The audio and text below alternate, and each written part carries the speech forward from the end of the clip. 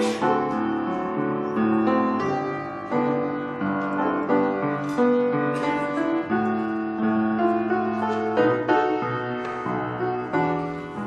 gospel lesson this morning comes from Matthew 5, verses 21 through 37. You have heard that it was said to those who lived long ago, "Don't commit murder, and all who commit murder will be in danger of judgment." But I say to you that everyone who is angry with their brother or sister will be in danger of judgment. If they say to their brother or sister, "You idiot," they will be in danger of being condemned by the governing council. And if they say, "You fool," they will be in danger of fiery hell. Therefore, if you bring your gift to the altar, and there remember that your brother or sister has something against you, leave your gift at the altar and go. First make things right with your brother or sister, and then come back and offer your gift. Be sure to make friends quickly with your opponents while you are with them on the way to court. Otherwise, they will haul you before the judge. The judge will turn you over to the officer of the court, and you will be thrown into prison. I say to you in all seriousness that you won't get out of there until you've paid the very last penny. You have heard that it was said, "Don't commit adultery." But I say to you that every man who looks at a woman lustfully has already committed adultery in his heart. And if your right eye causes you to fall into sin, tear it out and throw it away. It's better that you lose a part of your body than that your whole body be thrown into hell. And if your right hand causes you to fall into sin, chop it off and throw it away. It's better that you lose a part of your body than that your whole body go into hell. It was said, "Whoever divorces his wife must give her a divorce certificate." But I say to you that whoever divorces his wife, except for sexual unfaithfulness, forces her to commit adultery. And whoever marries a divorced woman commits adultery. Again, you have heard it said that to those who lived long ago, "Don't make a false solemn pledge, but you should follow through on what you have pledged to the Lord." But I say to you that you must not pledge at all. You must not pledge by heaven, because it's God's throne. You must not pledge by earth, because it's God's footstool. You must not pledge by Jerusalem, because it's the city of the great king. And you must not pledge by your head, because you can't turn one hair white or black. Let your yes mean yes, and your no mean no. Anything more than this comes from the evil one. The word of God for the people of God. Thanks be to God. We've been talking about the Sermon on the Mount. We did the Beatitudes a couple weeks ago, talked about what it means to be a citizen. How does a citizen of God's world live and act?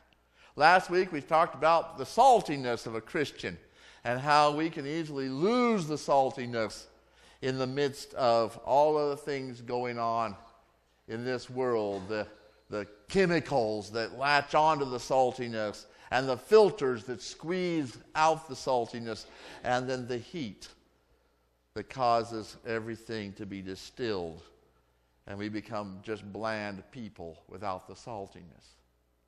Now we're going to look at the ethics behind it all, because Jesus heads into the basics of living together. And he lists three commandments. He says, "Thou shalt not murder, thou shalt not commit adultery, and thou shalt not bear false witness," lying. But he converts them. He turns them into their essence. Murder is really anger. Adultery is about sexuality.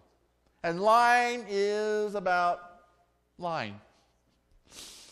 And everyone knows that these are the truths we have. Even Buddha said, "Speak the truth, do not become angered, and give when asked." And that's good advice. Let's all try to be better people. But Jesus lifts it. He lifts the bar to a higher level, which is almost impossible.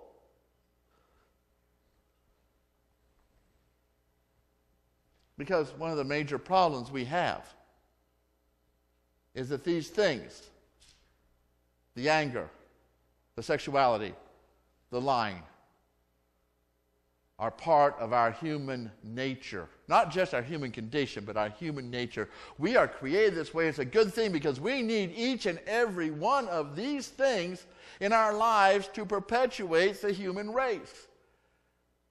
Yes. We have, let's talk about lying. Now, I know it gets in the way because we're busy trying to construct a new world that suits us. My son, well, we heard the lamp crash in the other room. We went and said, "What happened?" And he said, "Kitty did it." We didn't have a cat. But the problem is that we don't have a cat. No, the problem is we make up these lies trying to rearrange the world, and then reality starts to get in the way. The other problem is that when you make a lie, have you noticed that you tell a little lie, and it's kind of out there lonely, sort of, so you have to add a friend and another friend until you've got this big web of lies, and no human being is smart enough, according to Mark Twain, to be a truly great liar. You can't keep it all straight. And yet lying is part of what we do to protect ourselves. Let's imagine you are in a valley and the biggest guy in the valley is coming to beat you up. So you lie to him. You say, "Hey, over that hill I got a bunch of big guys going to come and beat you up." And then you get out of there. You tell a lie. And we do. We tell lies, white lies, things that actually soften the blow, we hope, for other people. We don't tell everybody the truth all the time because it's how we get along. But lying gets in the way when it starts waltzing us around. Sexuality. It's essential for our survival. You know, sex is hereditary. If your parents didn't have sex, you probably won't either.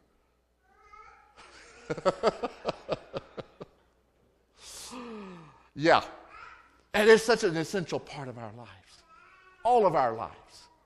And then there's the falling in love. Actually, infatuation, where the young couple look at each other's eyes and they become one. And they know their love is greater than any other love that ever existed. Except that every young couple thinks that their love is greater than any other love that ever existed. And it's an instinct, and it's how we perpetuate the race. And it's perfectly all right until we've made just choices, irrevocable choices. We've made promises. We want to be faithful, and then here comes this stuff. And we forget. And it messes everything up. We're waltzed around by our sexuality. But anger, now there's the one. Anger is part of our autonomous nervous system. It is automatic. You get angry before you even consciously know what you're angry about. When there's a danger, the stomach clutches. The heartbeat gets more rapid. The blood pressure goes up and adrenaline is coursing through your body and you are ready for fight or flight. But if both of those are impossible, you get angry. It's how you deal with the anger afterwards. Some people want other people to not be angry. I've noticed that that's often the case when somebody's already angry themselves and somebody else's anger gets in their way. You shouldn't be angry! But you are. Anger is real. It's not about whether or not you get angry, because God gave you that anger for a very good reason. It gets you ready to deal with and fight things that threaten you. What the problem is that we have to figure out a way to deal with the anger. Whenever I get mad at you, he says, you never seem to get upset.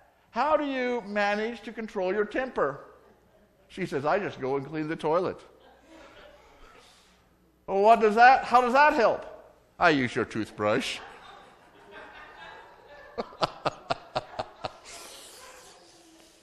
Oh, now there's what I call getting even. Oh, for heaven's sakes. The problem is when anger gets a hold of us. And we hang on to the anger, and anger becomes a poison we think is going to poison the other person, but it only poisons ourselves. It's waltzing us around. Jesus is saying that we must move through the anger and all the others and be the people God wants in the midst of it all. Yes, it's tough. Life is tough. I read a story in Huffington Post by Josh Misner. He's telling about traveling with his teenage daughter and his 6-year-old son in all of this weather we've been having. And they get to Chicago, and their plane is delayed, and he's worried about getting to the next connection they have to make. They get on the plane, and the pilot comes on and says, we're in a headwind, and it's kind of late. We'll be there, arriving at about 11 o'clock. And he goes, oh, for heaven's sakes, 11 o'clock. We got to be on our next plane at 11:02.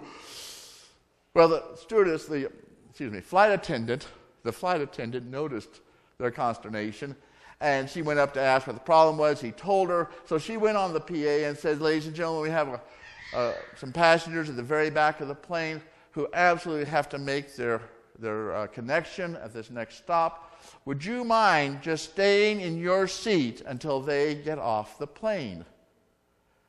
And then after they landed on the ground, they're heading to the gate. She said it again, please remain in your seat until this family gets off the plane.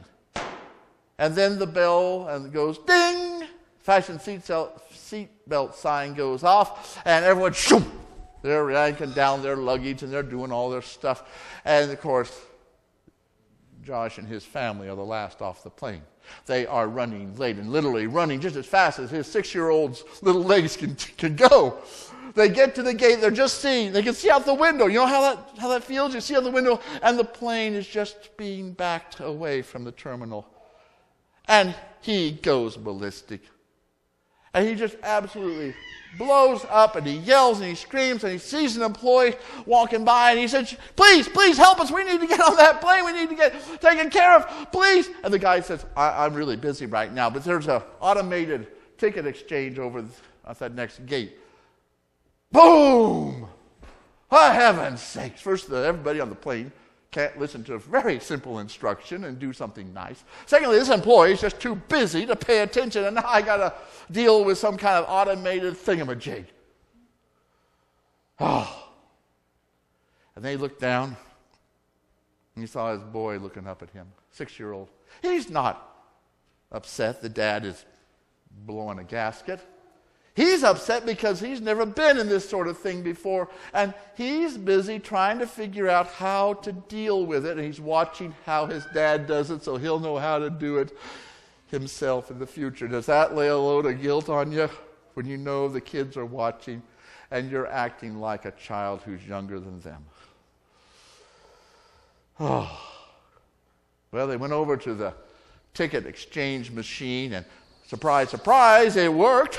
In just a few seconds, and they had about a 4-hour layover, so they went to the restaurant, they relaxed, they calmed down, and Josh is busy trying to figure out, what am I going to do about it? How do I reconcile the way I've acted with the way I want my children to think that I should act? They went back to their gate, and there was that same employee at the desk at the gate. So Josh grabs the boy's hand and brings him over to the thing, and he says, sir, you probably remember me. About 3 hours ago, I was busy yelling at you and cussing at you. And I want to say, and the guy said, oh, yeah. I don't remember you cussing, but you were irritated. But I want to tell you I'm sorry. Because just that moment, I was busy going to get a medical kit for a woman the next gate over, and I just brushed you off. I am so sorry that I did that. And Josh is going, oh, you're sorry? I'm the one who acted so inappropriately. No, you must forgive me for treating you so badly. I am so, so sorry. And the employee just stood there, dumbfounded. Finally, he said, you know, this has never, ever happened to me before. I mean, we get yelled at a lot around here, but nobody has come back to apologize. I must thank you, and you have made my day. And I am sorry that I dumped you like that. He held out his hand and says, my name is Ron. And Josh held out his hand, gave his name, and they shook hands and said, you have a wonderful day. Isn't that how you do it? I mean, yeah, we have moments when it just blows up and it just doesn't work, and we make terrible fools of ourselves, but we must figure out how to apologize and ask forgiveness before it's too late. Every one of us has somebody in our lives who we didn't ask forgiveness from, and now we can't. But we do have something else, and that is Jesus Christ. You know, a couple, 3 years ago, we were in San Antonio on the Riverwalk eating dinner, and the ducks were just going crazy with all the taco chips being thrown in at them. I threw a chip in, and these two ducks came rushing together, and it looked something like this.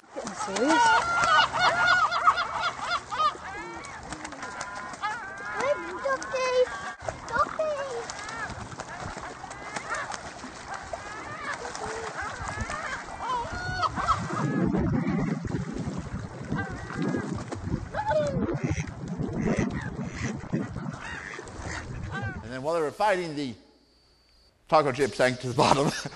And they both broke apart and swam away and then did this. And they shook the anger off. They shook the anger off. That's what we have to do.